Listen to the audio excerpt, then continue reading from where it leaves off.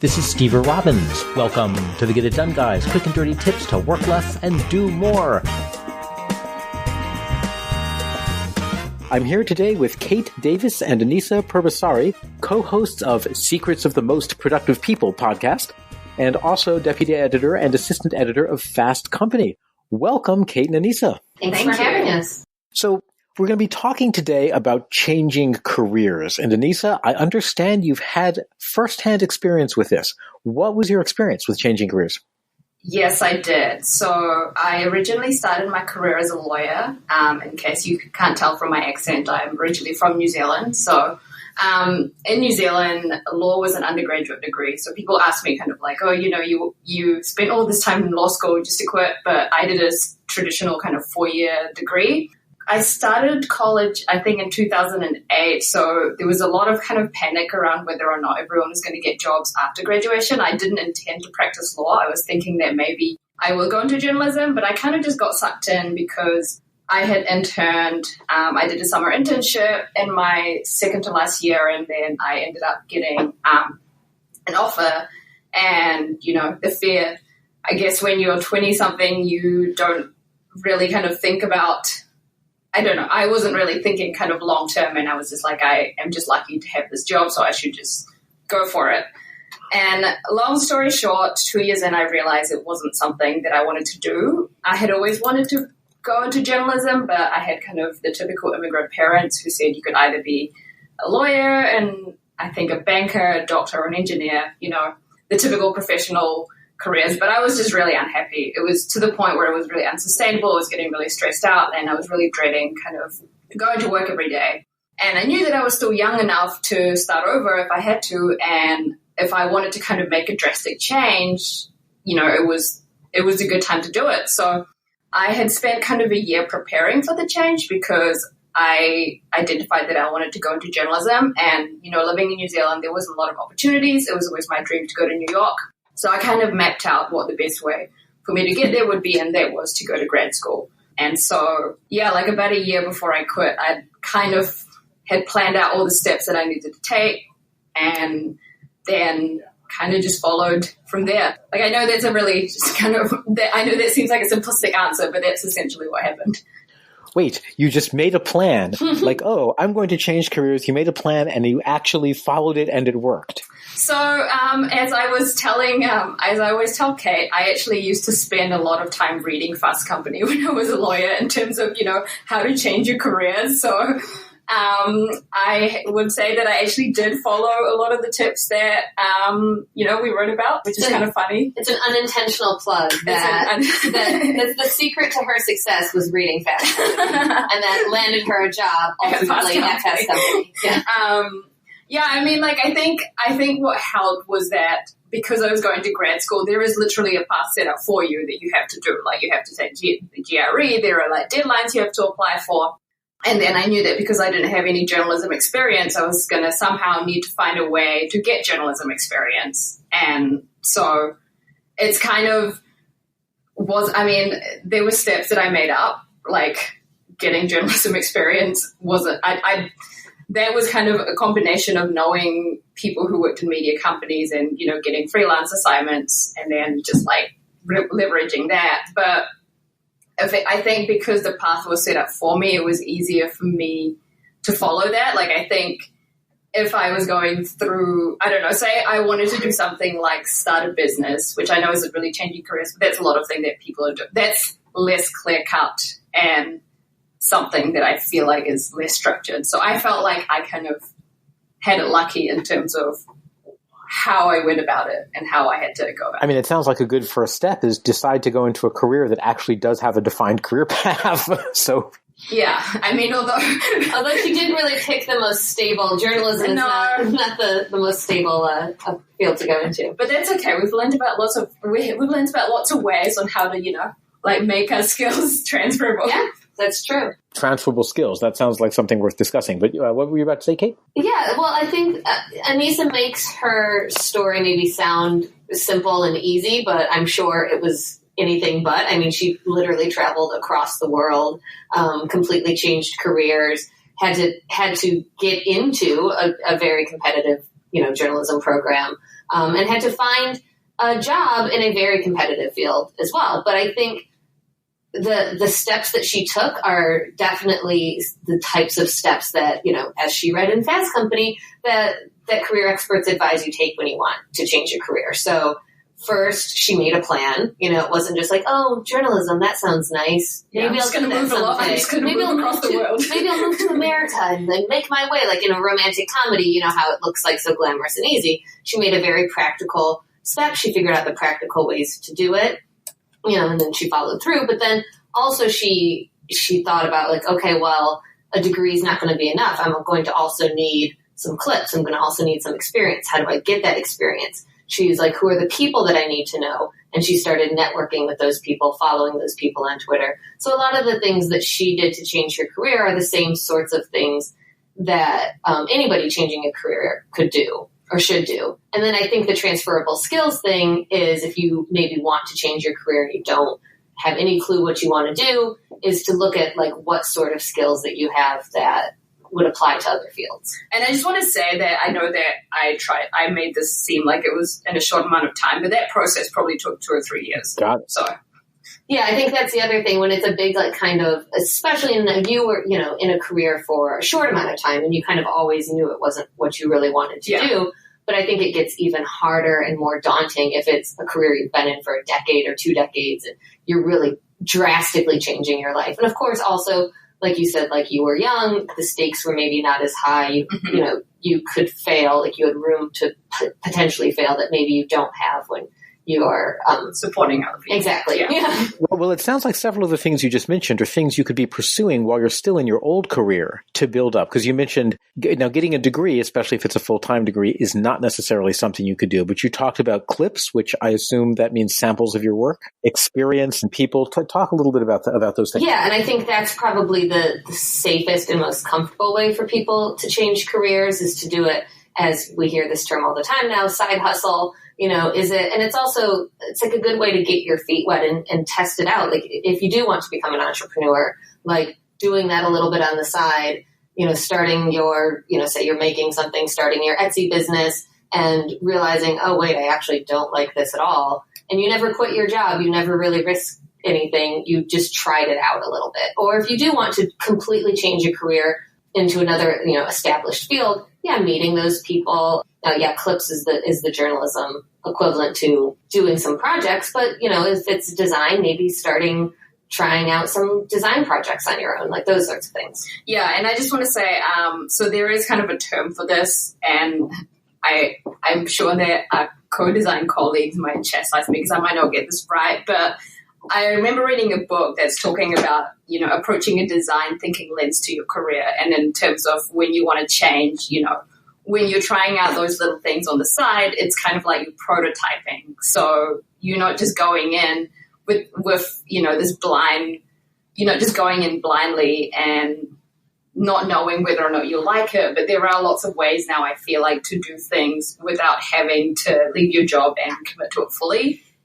In my instance, I was moving countries and I was going to a new network. So I wouldn't necessarily advise people to get a degree unless it's necessary. Like, I think my case was a little bit unique. So definitely I feel like the side hustle is the way to go. Yeah, and there are maybe cheaper ways. Yeah, definitely. to get those the skills that you lack. There's a lot of like online courses and things that are not, a full-on master's degree. Yeah. Sure. Now, how about, you mentioned people. It seems like on one hand, I think, oh, sure, you can just network your way to people who are in your new career. But there's a degree to which if you are showing up saying, well, I'm still full-time employed as something else, I'm not in the new career yet, are these people going to take you seriously? Like, how do you approach them so that they both understand that you haven't really fully made the switch yet, but that interacting with them is going to be, potentially a key piece of you being able to do that and have the credibility to do that? Well, in my case, I kind of approach people that I sort of already knew. So I did work, when I was working in law, we did work with a lot of kind of media and, technology clients. And so through kind of those people, I kind of approached it more as learning more about the industry. And then, before I kind of ask for help, quote unquote, I made sure to develop relationships first. Because you're right, you don't just want to go up to people and say, especially when you don't know them, and ask for a favor. Like that sounds really weird. So I think it's just, for me, I feel like seeing it as a learning experience, and asking them, about their knowledge rather than for a favor. It's like if someone came up to me and asked for, to learn more about the journalism industry, I would be more receptive than if I got a cold email and being like, hey, I'm looking for a job in journalism. Can you go and help me? And I don't know who they are, don't know where they come from. Yeah, it's kind of the traditional networking advice of, when you meet somebody, you don't ask them for something. You try to build a relationship and you try to bring something of value to them. And so like the lowest effort, easiest way to start doing that, especially, depending on your field and what platforms they're on. But, I've always found that following the people that I want to work with or that I'm interested in on Twitter and seeing what they're talking about and maybe sharing the things that they're talking about and sharing my own things of value with them, that's a good way to get the ball rolling. I think there's also a lot of professional groups. Like I'm in groups of niche groups of, for instance, like women journalists. And that's a good place for people to maybe lurk a little bit, see what the conversation is, learn a little bit, and then maybe there'll be some postings that are useful to them or they can contribute something there. And you start to more organically build relationships in a way that you would with when you're building a friendship. You don't go and say hey, what can you give me? Yeah. Are there particular forums or platforms that you would recommend over others? I know that the tenor on Twitter is very different from the tenor on Facebook. The types of conversations that are discussed on Facebook are going to be different from the kinds of conversations that are discussed on LinkedIn. And I could also imagine spending 12 hours a day doing nothing except tweeting and Facebooking and LinkedIning. Where do I go? How do I decide which to do? I think, for our profession in journalism, I think Twitter is important, but I know that that's not the case. I know that now, depending on what kind of career you want to get into, there's a lot of private Facebook groups you can join, and I have found that, those are where really good conversations happen. I know that a lot of my friends who, for example, have started businesses have kind of niche Facebook groups that they're a part of, whether it's, a solopreneurs or the ones, the digital nomads group in their particular city. And then that's how they kind of meet other people who are starting out. And so I feel like Facebook probably in terms of the community perspective, but I think I would use Twitter and LinkedIn more in terms of if you have a targeted person that you want to talk to and you don't really have a connection to get to them, then Twitter and LinkedIn is where it's really helpful because, that's where they kind of share maybe articles that they're reading or work that they're doing, and that's a potential for you to engage with them that way. Cool. So what we have here is while you're still in your old career, first of all, start looking around for people in your new career that you could approach, and we're doing that on Twitter and LinkedIn, following people, maybe looking for professional groups, gathering whatever experience you can do on the side, going after potentially a degree, which you did full-time. Can you say a little bit more about the transferable skills part of the package? Because if someone doesn't know, if they've only ever been in one profession, they may not know which of their skills are transferable. So how do you decide, this is transferable, this isn't, and so on? I think sometimes I don't want this to sound like a cop-out, but I think for a lot of people, that is hard to identify, especially the longer you've been in a career. I've known people who have been their careers for 15 plus years and it's the only thing they've ever done. And it's very hard for them to think how are the programs that I use or the skills that I have, how can they work somewhere else because I've never worked somewhere else or I haven't worked somewhere else in so long. So in those circumstances, or if you're having trouble figuring out what your transferable skills are, I do think recruiters and career counselors are good people to turn to because they're used to looking at a resume and teasing out those things. So you work with InDesign. What exactly do you do with InDesign? What are the types of things you're interested in? And teasing out what other fields those things could be in. The other approach, I think, is maybe talking to people in other fields and other jobs. If you really have no idea what you want to do, I think it's just a matter of, what else is out there? What other careers and jobs and things are out there? And also, what other things do you like to do that maybe aren't your job? Like, are you in book publishing, but you are an avid photographer? Like, maybe you should pursue that as a passion side hustle project, and like you could become a portrait photographer and work up those skills. And that might not seem like super obvious to you because it doesn't have much to do with like your actual on the job skills. Yeah, and I would just add that one of the things I did was I kind of wrote down sort of what I did day to day and, talked to people who were in the media industries to see what they did day to day. And then I realized that a lot of the skills that I had learned as a lawyer was very similar because I was essentially dissecting very complicated information in a simple way. It was just a different way to communicate it. But ultimately the kind of skill of interviewing, of researching, of paying attention to detail, those were all very transferable. And it doesn't seem immediately obvious because on the one hand, I was editing and writing contracts, and on the other hand, which are a lot less exciting than the kind of stuff that I'm writing about. And just on the hobby part, I will say that one of the things that I really emphasize, and Kate might or might not remember this, my cover letter was I talked about how I was really obsessed with productivity and self-help books. And that had nothing to do with my job at all. But, that's it's such a huge part of what I do. So I made sure to emphasize on that over maybe the less relevant skills. Yeah, and I do remember that actually from interviewing Anisa. And it was something that, as the person who hired her, made a really strong impression, stronger than somebody who maybe had more journalism experience, but didn't really care about the subject matter that we were going to be writing about. It's like she has a legitimate passion for this. She will come up with interesting story ideas. She will pursue different angles. Like having a legitimate passion in whatever the field is more valuable, I think, than people give it credit for. Got it. So part of the trick here is also knowing what that passion is. So if you're in a career that you don't like, but you don't necessarily know where you want to go, you don't know that what you want is journalism, it sounds like you need to embark upon some way of figuring that out as well. I'm noticing time-wise that we have to leave. Is there any last thing that you would want to tell people? We have a whole framework here about people experience, clips, degrees, transferable skills, education.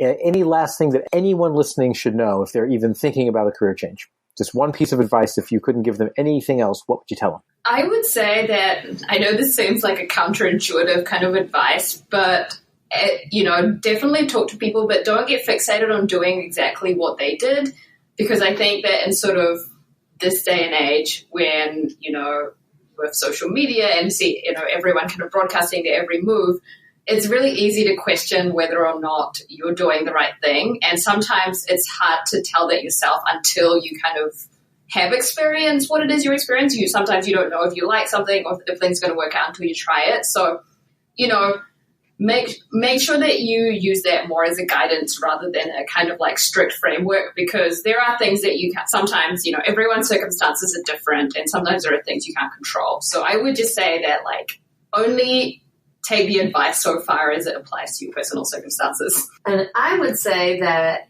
everybody needs to think about these sorts of things, not just people who are unhappy in their career or maybe want to make a big change. We wrote a few years ago about how everybody will probably change careers or at least jobs 3 to 5 times in their lives. And, we write a lot about the future of work and how, automation is changing work. I think everybody in every field, even if they love their job, would benefit from thinking about transferable skills and what else they can do and the evolution of their career and where else their career can take them, because I guarantee that none of us will be doing in 20 years exactly what we are doing today. Excellent. Well, thank you very much. I appreciate you joining me. And where can people find the podcast? You can find it on fastcompany.com under audio, or also wherever you get your podcasts. It's called Secrets of the Most Productive People. Thank you again for joining me, and work less, do more, and have a great life. Thank you. Thank you for having us. Thank you.